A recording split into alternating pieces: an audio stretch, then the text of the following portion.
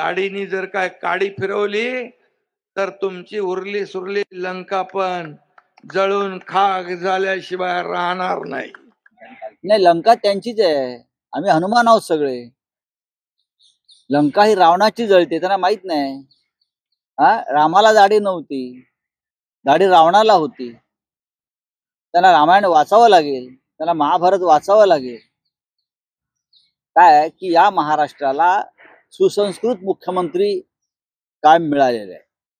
यशवंतराव चव्हाणांपासून परंपरा जर आपण पाहिली उद्धव ठाकरे पर्यंत सगळे संस्कारी आणि सुसंस्कृत मुख्यमंत्री होते. ते साहित्य, कला, काव्य याच्यामध्ये रमायचे, लेखक त्यांच्याबरोबर असायचे. त्याच्यामुळे कोणाचं काय जळताय बरं का हे लवकरच कळेल ना. मुळात दिल्लीचीच लंका जळते. लोकसभा निवडणुकीमध्ये तुम्ही ज्या लंकेत गेलेला आहात ना, ती लंकाच आम्ही जाळतो आहोत. तर तुमचं काय होणार?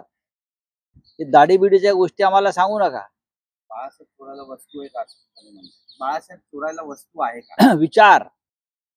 विचार असा चोरून मिळत नाही.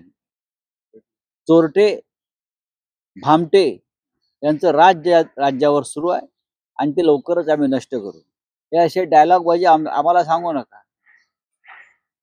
आम्ही बाळासाहेब ठाकरेंच्या तालमीत तयार झालो. आम्हाला अधिक चांगले डायलॉग फेकता येतात.